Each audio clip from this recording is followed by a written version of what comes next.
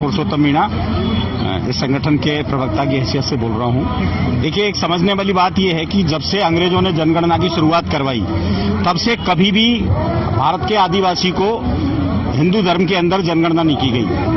आजादी के बाद हम लोगों को जबरदस्ती हिंदू धर्म के अंदर शामिल कर लिया गया।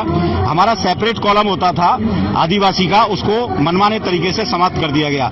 एक लाइन में कहे तो हमारी इतनी सी मांग है कि आजादी से पहले जिस कोड में, जिस धर्म में हमारी गणना की जा रही थी, उसी कोड के अंदर रीस्टोर कर दिया जाए। और ये कहते हैं कि कभी आपको एमिनेट्स गिना गया, कभी ट्राइबल गिना गया, कभी एबोरिजिनल गिना गया, कभी एबोरजाइन मिला गया। हमारा सीधा और साफ तरीका है कि मोस्ट ऑफ टाइम्स अंग्रेजों ने जिस भी कॉलम में, जिस भी नाम से हमारी जनगणना की जाती थी, वो ही रीस्टोर कर दिया जाए। अभी जो ये सरकार की तरफ से बताया जाता है कि आपके बहुत सारे आवेदन आ रहे हैं अलग अलग धर्म के, हमारा ऐसा मानना है कुछ लोग हमारे गुमराही के कारण, कुछ लोग दूसरे कारणों से, कुछ सरकार भी अपनी तरफ से इस काम को रोकने के लिए अलग अलग आवेदन करवा रही है ताकि एक धर्म के तहत इनको कॉलम नहीं दिया जा सके।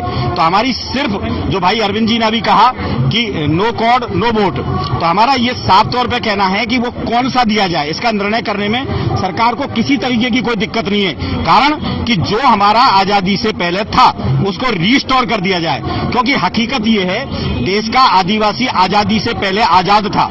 1947 में हम गुलाम बना लिए गए। भारत आजाद नहीं हुआ, आजादी के नाम पे पूरे आदिवासी को गुलाम बना लिया।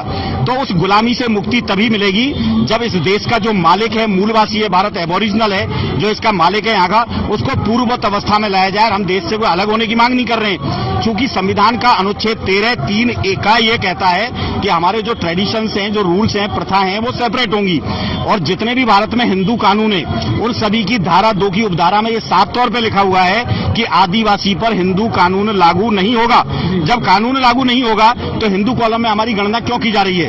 और एक बात आप प्रेस के माध्यम से मैं और निवेदन करना चाहूंगा देश के लोगों से और बुद्धिजीवियों से और सभी न्यायप्रिय लोगों से कि अभी पिछले 4 साल से 5 साल से भारत में जो सरकार काम कर रही है, उसने हम आदिवासियों को खत्म करने का एक नया षड्यंत्र चालू किया है।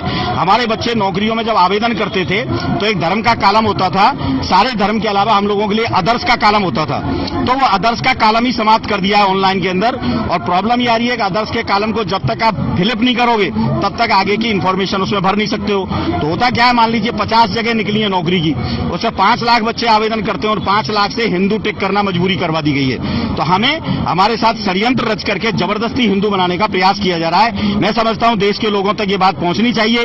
और फिर कहते हैं देश में नक्सलवाद पनपता है, नक्सलवाद कुछ नहीं है। अधिकारों का हनन करोगे तो फिर बोलना पड़ेगा। हमारा साथ कहना है, बोलोगे नहीं तो कोई सुनेगा कैसे, लड़ोगे नहीं तो जीतोगे कैसे? इसलिए हम इसी पे बात कर रहे हैं। इंसाफ है हमारा मकसद, साफ, सभी के साथ इंसाफ।